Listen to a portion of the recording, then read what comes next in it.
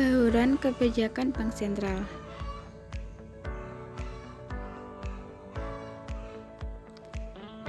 Paradigma kebijakan bank sentral pasca krisis keuangan global 2008-2009. Krisis keuangan global 2008-2009 dan krisis-krisis yang berulang terjadi sebelumnya telah berdampak sangat buruk terhadap sistem keuangan, perekonomian, kondisi fiskal, dan kesejahteraan masyarakat. Demikian pula sebaliknya, pengelolaan ekonomi, perilaku agen ekonomi, pengelolaan fiskal, utang luar negeri, dan lain-lainnya yang tidak tepat juga menjadi penyebab timbulnya krisis ekonomi. Bahkan akar permasalahan terjadinya krisis itu dari akumulasi utang secara berlebihan seiring dengan peningkatan risk-taking behavior baik yang dilakukan pemerintah maupun swasta. Telah terbukti dari sejarah panjang krisis dalam peradaban manusia. Pelajaran dari krisis keuangan global 2008-2009 menekankan pentingnya meletakkan sistem keuangan tidak saja dari aspek kesehatan individual lembaga keuangan, tapi juga fungsinya yang sangat vital dalam proses perputaran uang dan pembiayaan bagi perekonomian. Bank sentral dalam perusahaan krisis. Dengan terjadinya krisis moneter, uang rupiah ambruk di bulan Juli 1998, pokok level sangat rendah. Banyak para debitur utang, utamanya konglomerat yang tidak mampu membayar kewajibannya kepada bank, membuat bank memberikan triliunan pada kesulitan likuiditas yang serius akibat dari kredit macet yang terus-menerus yang terjadi pada perbankan nasional. Tentu saja hal ini menyebabkan munculnya kepercayaan masyarakat terhadap perbankan, membuat masyarakat khawatir, panik, khawatir atas keamanan uangnya yang disimpan di bank, takut raib atau hilang karena krisis moneter. Kekhawatiran, kecemasan, dan kepanikan yang mengkhawatirkan masyarakat sudah pasti semakin memerosotkan kepercayaan masyarakat terhadap perbankan nasional. Pada akhirnya memunculkan musuh yang paling ditakuti dan merupakan perbankan buru-buru atau penarikan besar-besaran di bank. B. Mandat ganda bank sentral. Semakin luas dukungan dari bank sentral untuk berperan dalam stabilitas sistem keuangan, sehingga bank sentral akan mempunyai mandat ganda, yaitu mencapai stabilitas harga dan mendukung stabilitas sistem keuangan.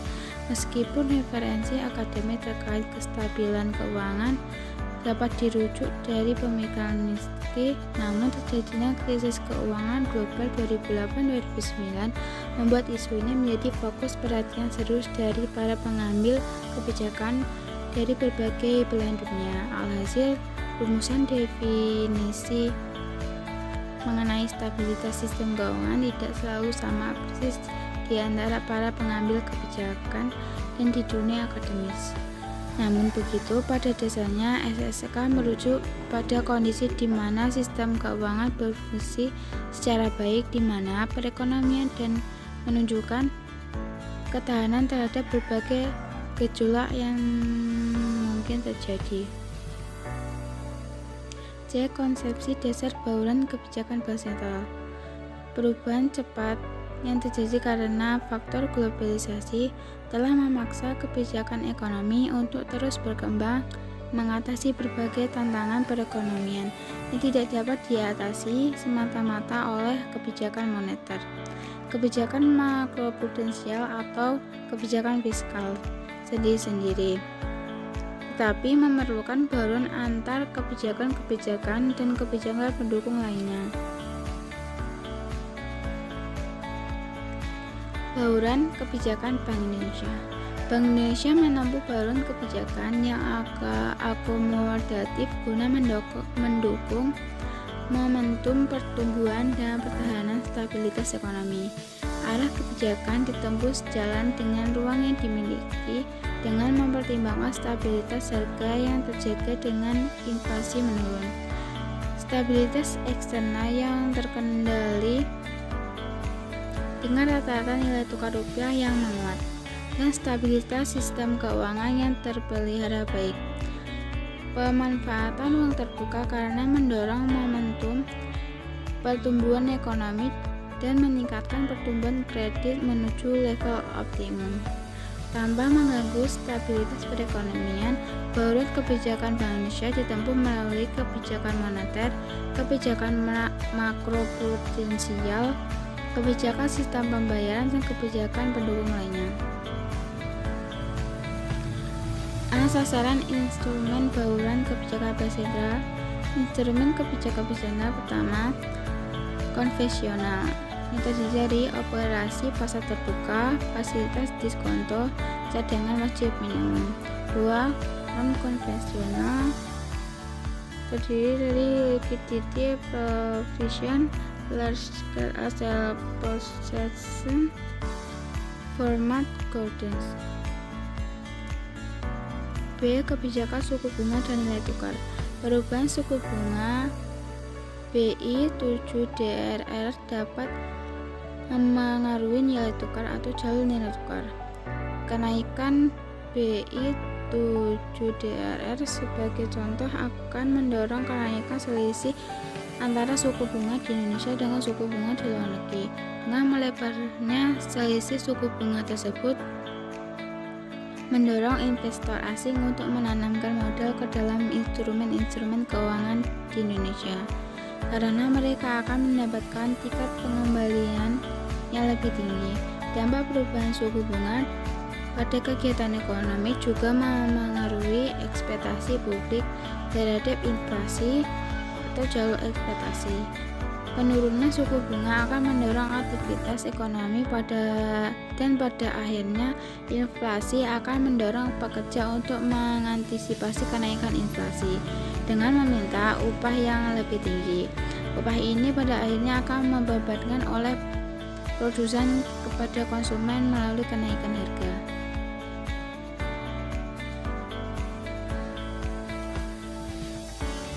Cek manajemen aliran modal asing. Perpindahan modal atau dana kapital dari suatu wilayah negara ke wilayah negara lain yang bertujuan untuk investasi, baik dalam bentuk portofolio investasi langsung maupun pinjam. Pergerakan aliran modal dapat mendorong terjadinya volatilitas variabel yang menjadi perhatian bank sentral, yaitu nilai tukar dan cadangan devisa dan inflasi. D. Manajemen makroprudensial. Kebijakan makroprudensial adalah kebijakan Bank Indonesia yang ditetapkan dan dilaksanakan untuk mencegah dan mengurangi risiko sistemik, mendorong fungsi intermediasi seimbang dan berkualitas, meningkatkan efisiensi sistem keuangan dan akses keuangan dalam menjaga stabilitas sistem keuangan atau SSK, serta mendukung stabilitas moneter dan stabilitas sistem pembayaran.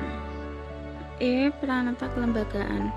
Efektivitas bauran kebijakan bank sentral memerlukan penguatan peranata kelembagaan, baik di bank sentral itu sendiri maupun koordinasinya dengan pemerintah dan otoritas terkait.